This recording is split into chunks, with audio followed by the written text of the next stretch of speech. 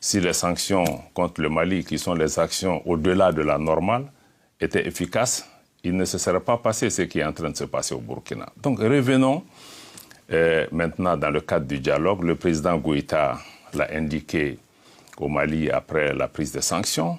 Nous l'avons indiqué aux Assises nationales de la refondation et nous l'avons indiqué dans la lettre que le président Goïta a adressée le 7 janvier au président en exercice de la CEDEAO, que notre pays est ouvert au dialogue. Et nous avons même invité la CEDEAO à déployer une équipe technique pour évaluer ensemble le chronogramme qui a été soumis pour arriver à un compromis. Et plus récemment, il y a beaucoup d'interactions avec l'Algérie, avec l'Union africaine, avec beaucoup d'autres voisins pour pouvoir trouver la solution. Nous sommes dans cette dynamique et nous espérons que ces différentes démarches nous permettront d'arriver à un chronogramme qui soit consensuel, mais qui doit prendre en compte les aspirations des Maliens. Et nous sommes prêts au dialogue, mais nous n'allons pas braver les intérêts de notre pays par rapport à cela. C'est ce que je pouvais dire en ce qui concerne cela. Et nous allons continuer à œuvrer ensemble pour pouvoir trouver une solution. Bon, les sanctions sont ce qu'elles ont leurs limitations aussi, mais le Mali demeure attaché à un retour à l'ordre constitutionnel qui n'est pas remis en cause. Certes, les délais n'ont pas été rencontrés, mais le retour à l'ordre constitutionnel demeure un engagement solide du Mali pour aller de l'avant. Ce que nous souhaitons, c'est que nos frères et sœurs de la région puissent prendre le temps nécessaire de nous comprendre, de nous écouter comme nous devons aussi les écouter, de mieux apprécier la complexité de la situation au Mali, un pays en guerre comme je l'ai indiqué, pays lui-même qui est victime du terrorisme.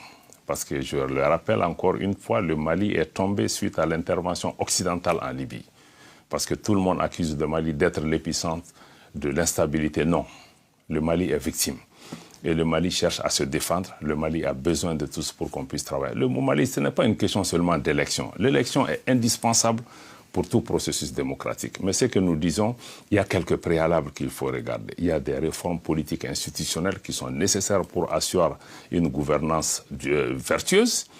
Il y a des conditions à réunir pour avoir un niveau de sécurisation minimal pour la tenue d'élections.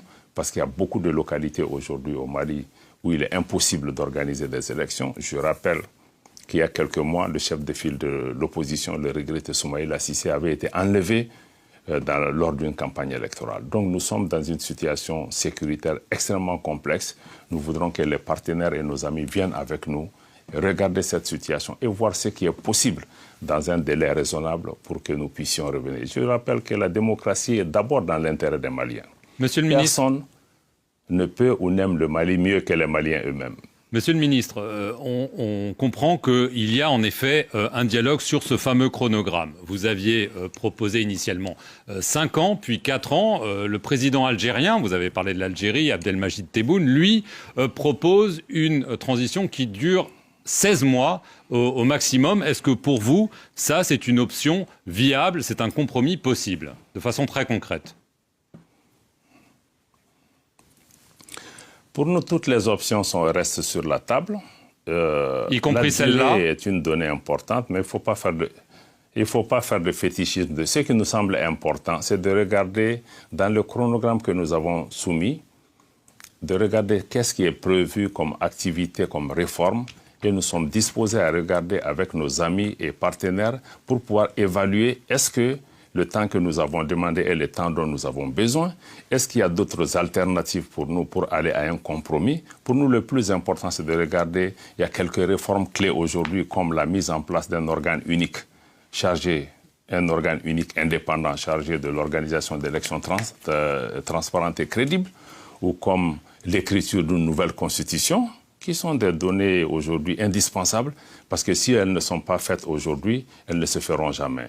Et dans ce cadre-là, je pense que nous restons ouverts pour pouvoir convenir de la période la plus appropriée et qui prenne en compte l'intérêt supérieur du Mali. Mais 16 mois, c'est possible. Qui prenne en compte les exigences. Je dis que toutes les options, nous sommes ouverts à examiner tout ça. Je ne peux pas, à votre micro, répondre à cette question. c'est l'objet des consultations qui sont en cours. Nous ne nous focalisons pas sur une durée de 16 mois, 2 ans ou 3 ans à ce stade, mais nous voulons qu'on regarde ensemble qu'est-ce qui est prévu, qui est important pour le Mali, qui est important pour le peuple malien, qui est sorti, qui a montré qu'aujourd'hui, on ne peut pas faire juste des élections et tourner le dos. Si on est d'accord sur ça, nous sommes ouverts. Si le temps que le Mali propose est trop long, si des partenaires dans la discussion arrivent à nous convaincre d'une durée moindre, il faut qu'on regarde quels pas les partenaires doivent faire pour aider le Mali à pouvoir faire les choses dans une durée relativement plus courte que ce qui a été demandé. Donc, je crois que nous sommes ouverts.